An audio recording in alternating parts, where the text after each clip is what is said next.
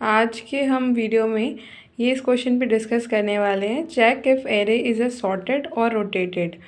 आई think हमें array sorted भी होना चाहिए और rotated in the sense, suppose if we write our array, that is and array is basically in that is a 3, 4, 5, 1 and 2. Okay, so here this is a array. We can visualize this as this 3, 4, 5 and 1, and here is 2, 0, and all we know that array is a zero base index, so we indexing it by the 0, 0, 1, 2, 3 and 4. Okay, तो अब हमें पता चल गया कि हमने अपने indexing कर ली। अब हमें ये देखना है कि हमारा ये रोटेट हो रहा है। हमें ये कैसे पता चलेगा कि हमारा एरे ये रोटेट हो रहा है? हमें ये ऐसे पता चलेगा कि हम देखेंगे कि हाँ 3 है, 4 है, 5 है, 1 है, 2 है। ठीक है, जनरली हम ऐसे तो देख के पहचान सकते हैं कि 1 है, फिर 2 है, फिर 3 है, 4 है, 5 है, यानी कि वो इस पॉइंट से रोटेट हो रहा है हमारा एरे। मतलब इस पॉइंट से रोटेट हो रहा है, यानी कि जो हमारा रोटेट होके एरे बनेगा वो कैसे बनेगा? हमारा 1 आ रहा होगा, 2 आ रहा होगा, 3 आ रहा होगा, 4 आ रहा होगा, 5 आ रहा होगा, और ये हमारा आफ्टर रोटेशन एरे। और हमें ये देखना है कि ये हमारा सॉर्टेड है कि नहीं। और ऑल नो हमें पता है कि 1, 2, 3, 4, 5 हमारा सॉर्टेड एरे है। ठीक है, तो इतनी चीज़ तो हमें क्लियर हो गई कि हमारा रोटेटेड क्या होता है और सॉर्टेड हमें पता होना चाहिए। ठीक है, तो हम इसे अपने कोड में कैसे पता लगाएंगे? अभी तो हमने अपने खुद से देख लिया कि हमारा हाँ यहाँ से रोटेट हो सकता है, क्योंकि ऐसे ही रोटेट हुआ होगा ना कि मतलब ये दोनों पार्ट जो होंगे वो यहाँ पे ठीक आगे आ रहे होंगे, और ये वाला पार्ट जो होगा वो उसके पीछे आ रहा होगा। तो ये ऐसे रोटेट हो रहा होगा, है ना, तभी ये रोटेट हो गया, पीछे चला गया पार्ट। तो ये ऐसे तो हमने पहचान लिया, पर हम कोड में उसे कैसे विजुलाइज कर रहे होंगे कि वो कोड में कैसे ये रोटेटेड पता होना चाहिए। तो उसको जानने के लिए हमें एक चीज़ पता लगानी पड़ेगी। हमें मतलब ये आइडिया हमारे दिमाग में स्टक करना चाहिए। जैसे कि हम अपना दोबारा से एक एरे बना लेते हैं, वही सेम एरे बना लेते हैं, that is 3, 4, 5 and 1 and 2। Okay, हाँ हमने बना लिया। अब हम क्या करेंगे? हम अपने हर इंडेक्स पे जाएंगे। हम हर इंडेक्स पे जाके ये देख रहे होंगे कि हम मतलब हमें ये चीज़ पता है ना कि अगर हमें पता है कि हमारा कभी भी एरे जो सॉर्टेड होता है तो उसमें जो ये वाला एलिमेंट होगा ना, फर्स्ट एलिमेंट हमेशा हमारे दूसरे वाले एलिमेंट से छोटा होगा। कभी ये नहीं हो सकता कि 5 एंड 4, या ऐसा नहीं हो सकता 2 और 1। अगर 2 मतलब ये पहला वाला एलिमेंट अगर दूसरे वाले एलिमेंट से बड़ा हो जा रहा है तो ये तो एरे सॉर्टेड है ही नहीं ना, ये तो इंक्रीजिंग ऑर्डर में है ही नहीं।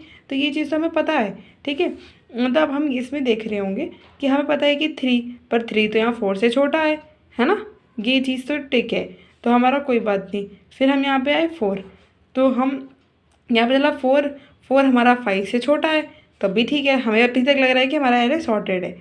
अब हम देखेंगे 5, पर 5 तो 1 से बड़ा है ना, तो यहाँ इस केस में ये वाली कंडीशन तो फॉल्स हो गई। जहाँ हमें ये लगाना था कि हमारा एरे ऑफ आई जो हो वो हमेशा स्मॉल हो, किसके? एरे ऑफ आई प्लस 1 से। ठीक है, हमेशा इस वाले एलिमेंट से एलिमेंट स्मॉल होना चाहिए, पर इसमें तो हमारी कंडीशन गलत हो गई ना। तो यही हमारा जो ब्रेकिंग पॉइंट बन जाएगा, जिसके हमें ये पता चल गया कि यहाँ से हमारा एरे क्या हो रहा है? रोटेट हो रहा है। ठीक है, तो अब हम ये देख रहे होंगे, हम इसमें एक ट्रिक लगा सकते हैं। हालांकि हम इसे अलग तरह से भी सॉल्व कर सकते हैं। हम क्या करेंगे?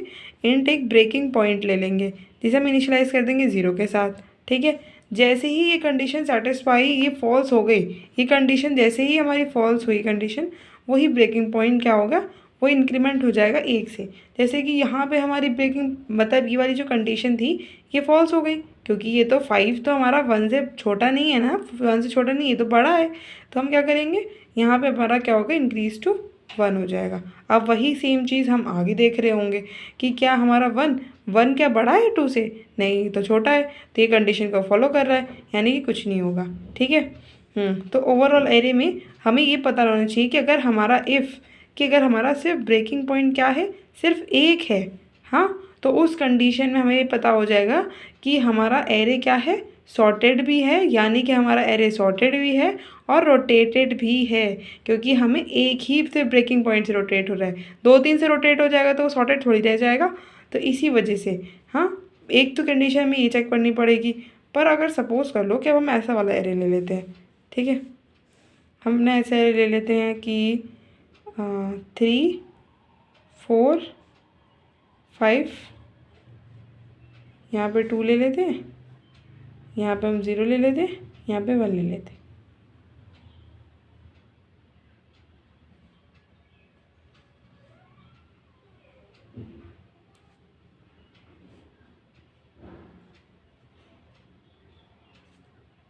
अब हम उस पर ये वाला सपोज कर लेते हैं, हमारा ये वाला एरे ले लिया हमने, ठीक है।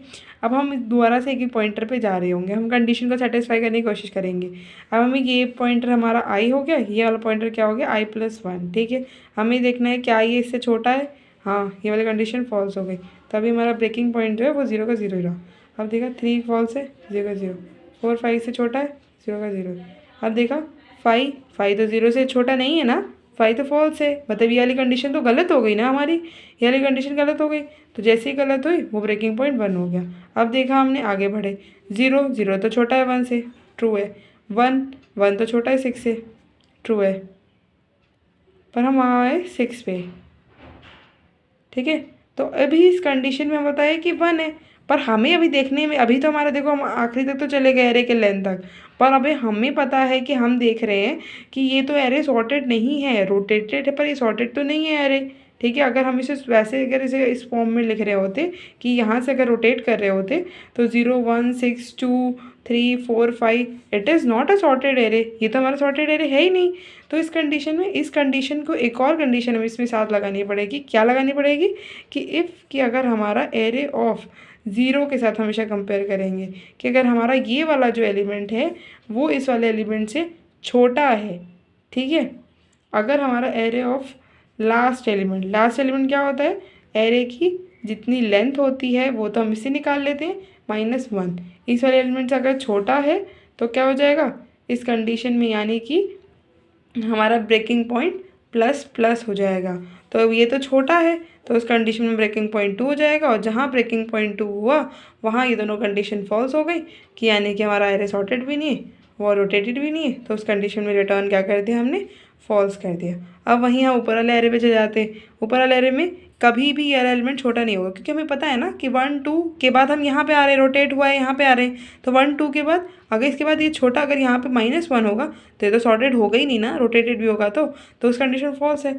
तो यही वाला -1 तो यहाँ पे आएगा।